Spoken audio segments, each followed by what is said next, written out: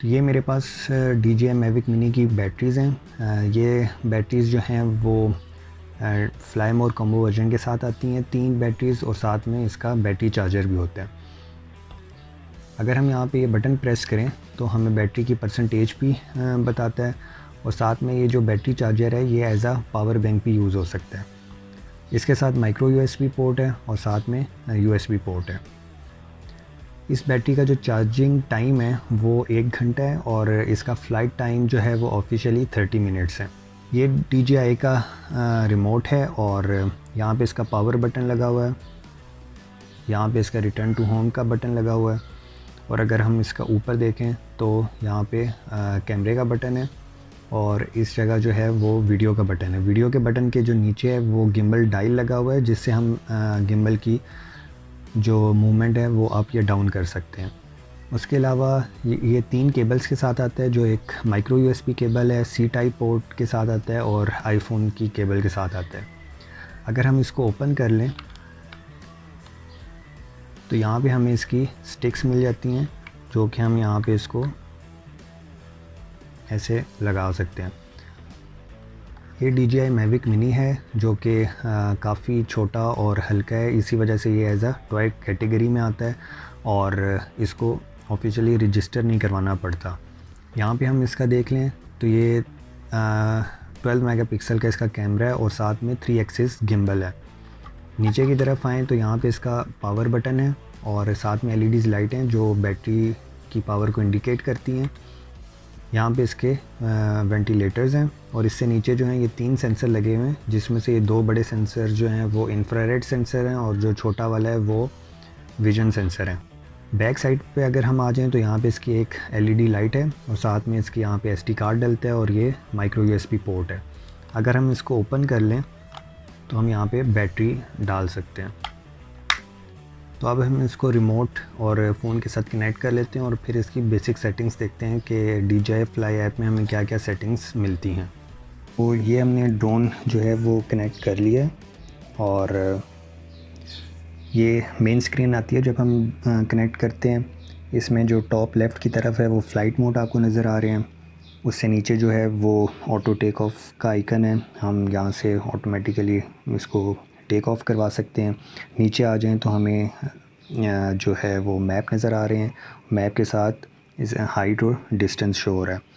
यहाँ पे हमें जो है वो ड्रोन और रिमोट की डायरेक्शन शो होती है और इस तरफ हमें जो है वो कैमरा कंट्रोल नज़र आते हैं जो ऑटो मैनुअल दोनों हैं। यहाँ पे ये एक्सपोजर वैल्यू है, ये एक्सपोजर लॉक है। यहाँ पे मैनुअल करेंगे तो हम ISO शटर ये सारी चीज़ें कर सकते हैं। इसका इन डेप्थ जो वीडियो है वो मैं अलग से बनाऊँगा। ऊपर की तरफ आ जाएं तो यहाँ पे हमें जो है वो सैटेलाइट्स शो होती हैं। अभी मैं रूम में बैठा हुआ हूँ इसलिए कोई सैटेलाइट लॉक नहीं है। 10 से ऊपर अगर सैटेलाइट्स लॉक हों तो हम इसको फ्लाई कर सकते हैं। उसके साथ जो है वो सिग्नल्स हैं सैटेलाइट्स के, उसके साथ जो है वो वाईफाई के सिग्नल्स हैं जो रिमोट और ड्रोन को कनेक्ट करते हैं। साथ में बैटरी का आइकन है, बैटरी की परसेंटेज भी आ रही होती है। अगर हम उसको टैप करें तो बैटरी टेम्परेचर और फ्लाइट टाइम भी शो हो रहा होता है। उसके साथ जो है वो रिमेनिंग फ़्लाइट टाइम नज़र आता है, वो जब फ्लाई करते हैं तो तब शो होता है। फिर जो 3 डॉट्स हैं ये हम टैप करें तो इसमें डिफरेंट ऑप्शंस आती हैं। हम बेसिक जो आम तौर पे फ्लाई करने में यूज़ होती हैं हम वही डिस्कस करेंगे। तो यहाँ पे मैक्स एल्टीट्यूड की ऑप्शन है जो कि 500 मीटर पे लिमिटेड है, हम कहीं पे भी कोई भी सिलेक्ट कर सकते हैं। और इसके अलावा मैक्स डिस्टेंस है जो कि नो लिमिट पे सिलेक्ट हुआ हुआ है। ये सिग्नल्स पे डिपेंड करता है, जब तक सिग्नल लॉस्ट नहीं होते हम इसको फ्लाई कर सकते हैं। फिर ऑटो RTH एल्टीट्यूड है जो कि हम इसको अपनी मर्ज़ी से सिलेक्ट कर सकते हैं। इसमें ये होता है कि जब भी हम रिटर्न टू होम ट्रिगर करते हैं तो पहले वो इस हाइट तक ऊपर जाता है और उसके बाद होम पॉइंट में वापस आता है। तो ये हमें उतना ही सिलेक्ट करना चाहिए कि जितना में कोई दरख्त या कोई बिल्डिंग ना हो, ताकि ये वापस आते हुए टकरा ना जाए, क्योंकि इसमें कोई ऑब्स्टिकल अवॉइडिंग सिस्टम नहीं है।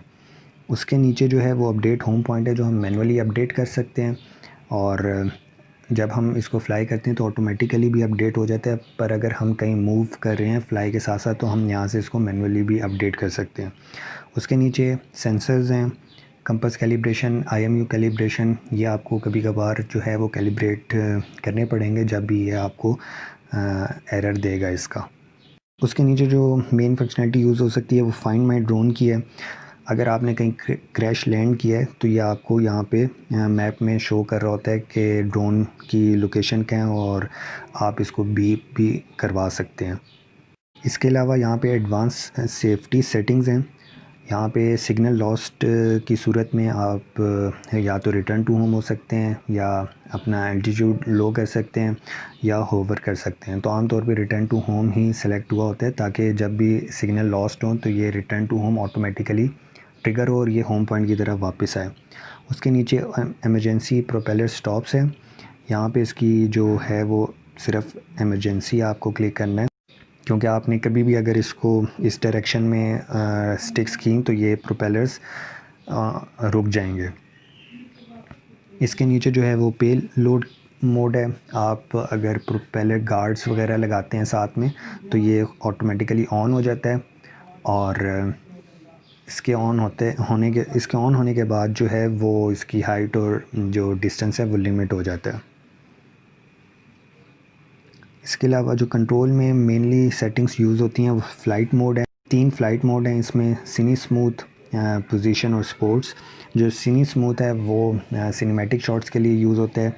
ड्रोन की जो स्पीड है वो बिल्कुल स्लो हो जाती है ताकि जो फुटेज है वो बिल्कुल स्मूथ जो है वो आए। पोजीशन मोड इसका नॉर्मल मोड है और जो स्पोर्ट्स मोड है वो इसमें इसकी फ़ास्ट स्पीड हो जाती है। उसके नीचे यूनिट्स हैं, आप कोई भी सिलेक्ट कर सकते हैं। गिम्बल मोड है, फॉलो मोड और FPV मोड। फॉलो मोड में जो 3 एक्सिस गिम्बल है वो स्टेबल फुटेज प्रोवाइड करता है और जो FPV मोड है उसमें जैसा एंगल होगा ड्रोन का वैसी जो है वो हमें वीडियो में भी एंगल नज़र आएगा। यहाँ पे हमें एडवांस गिम्बल सेटिंग्स मिल जाती हैं। अगर हम इसको ओपन करें तो हम गिम्बल की पिच स्पीड जो है वो अपनी मर्ज़ी से सिलेक्ट कर सकते हैं। जो पिच स्पीड होती है ये कि कितना तेज़ी से गिम्बल अप या डाउन मूव करे। उसके नीचे जो स्मूथनेस है वो भी हम सिलेक्ट कर सकते हैं कि जब भी हम गिम्बल को अप या डाउन मूव करने लगें तो वो एकदम स्टार्ट हो या स्मूथली स्टार्ट हो, वो हम यहाँ से इसकी वैल्यू सेलेक्ट कर सकते हैं। उसके बाद अलाउ अपवर्ड गिम्बल मूवमेंट जो है वो हम यहाँ पे अनेबल या डिसेबल कर सकते हैं। ये स्ट्रेट एंगल से भी अपवर्ड मूव कर सकता है। उसके अलावा गिम्बल कैलिब्रेशन है, ये आमतौर पे स्टार्ट होने पे ड्रोन ख़ुद भी कैलिब्रेट करता है और हम मैनुअली भी कैलिब्रेट कर सकते हैं। उसके बाद कैमरा ऑप्शन है।